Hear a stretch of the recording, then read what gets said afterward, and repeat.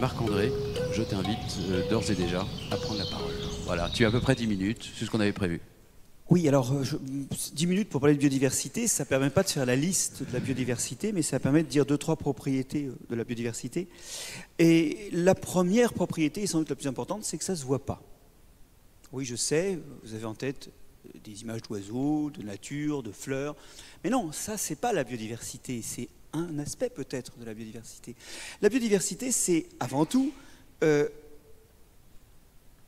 diversité des microbes.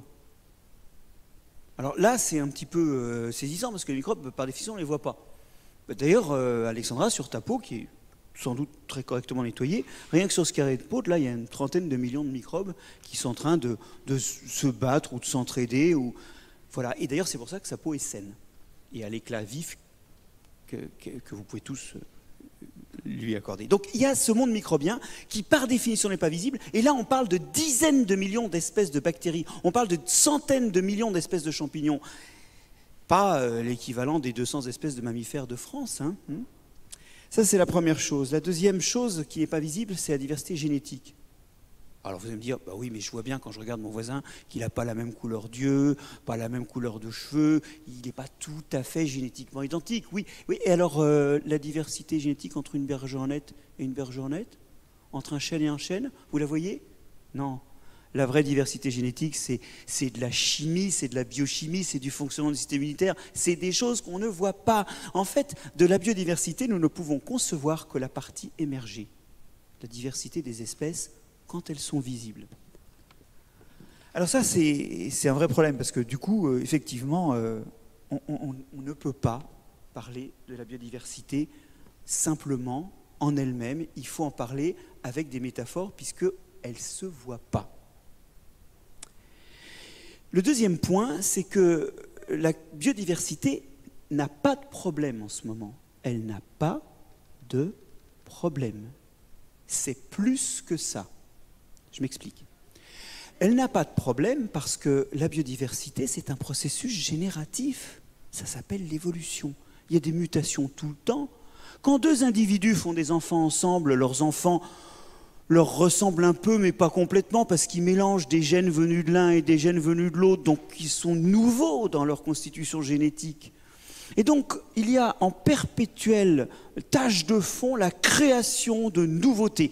La mutation avec ce qui est arrivé au coronavirus, au SARS-CoV-2, hein, vous êtes au courant que le changement génétique, la mutation, est consubstantielle du fait de se reproduire. Donc la biodiversité, elle est tout le temps produite. Alors des fois, elle est détruite plus vite qu'elle est produite. Mettez une bonne météorite sur des dinosaures à la fin du Crétacé, et tous les microbes qu'il y avait dessus. Hein.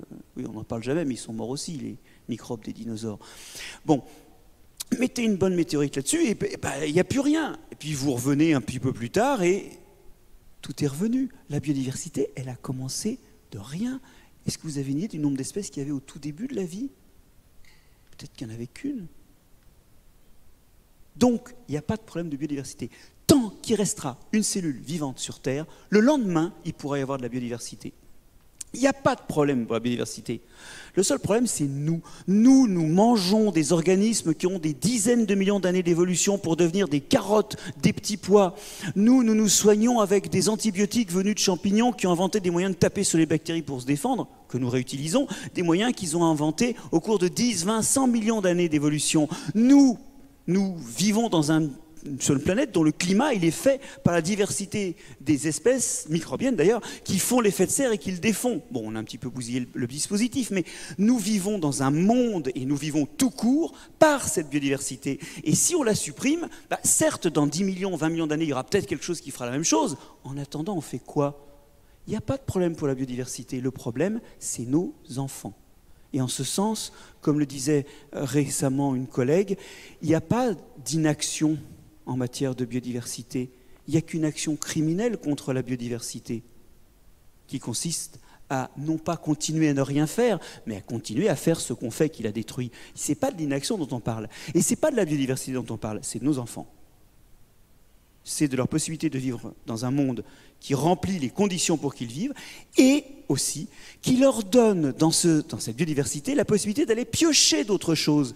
Il y a 2 minutes, là, j'ai parlé, peut-être 3 ou 4 ou 5 déjà, j'ai parlé d'antibiotiques. Si je vous avais tenu ce discours en 1920, je vous aurais parlé des antibiotiques comme d'un des bienfaits de la biodiversité? Ben non, on ne les connaissait pas.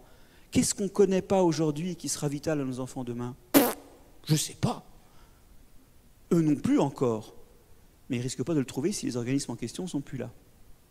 Et donc, il n'y a pas de problème de biodiversité. Ça, c'est une façon de projeter nous-mêmes sur l'extérieur. Non, non, il y a un problème pour nos enfants. Alors, on vient de voir que la biodiversité, on ne la voit pas.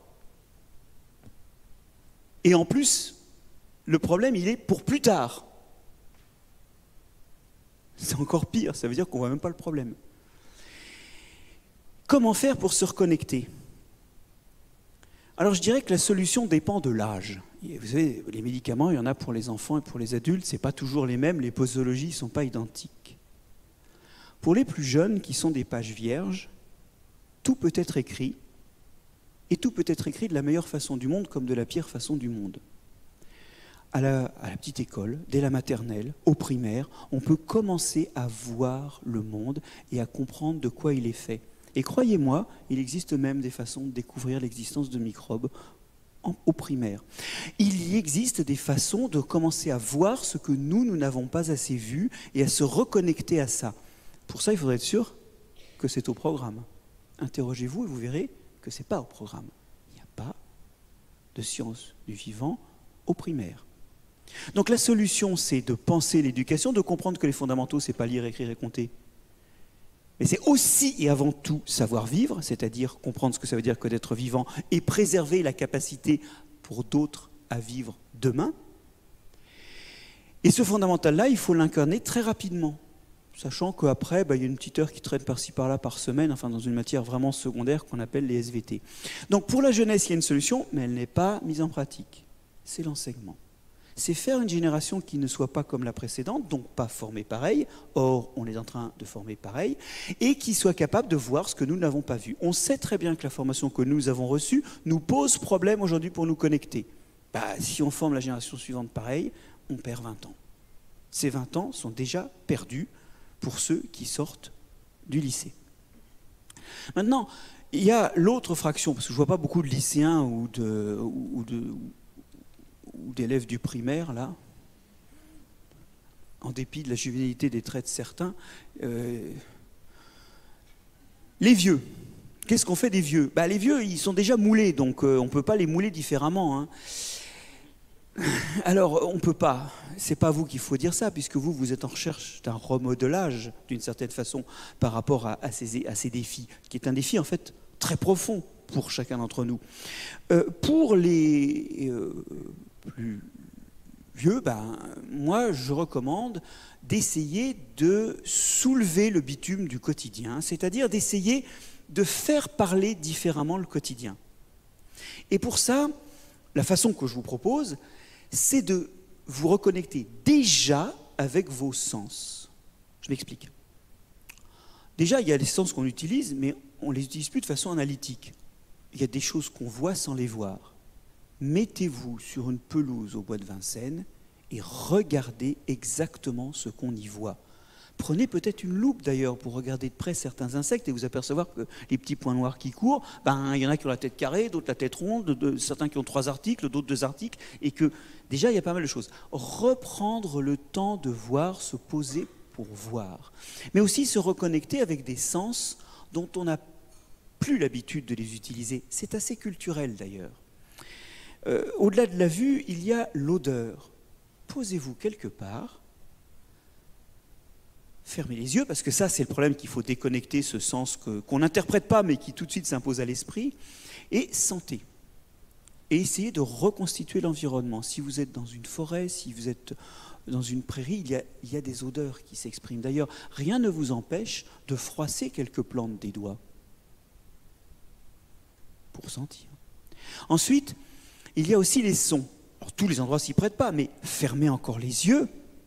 Fermez les yeux et puis écoutez attentivement et longtemps.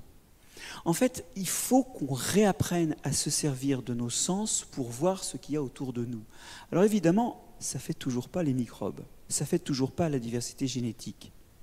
Et vous allez voir, ça fera déjà beaucoup plus, en tout cas je l'espère, et ce que j'espère aussi, c'est avoir ouvert la porte à Alexandra.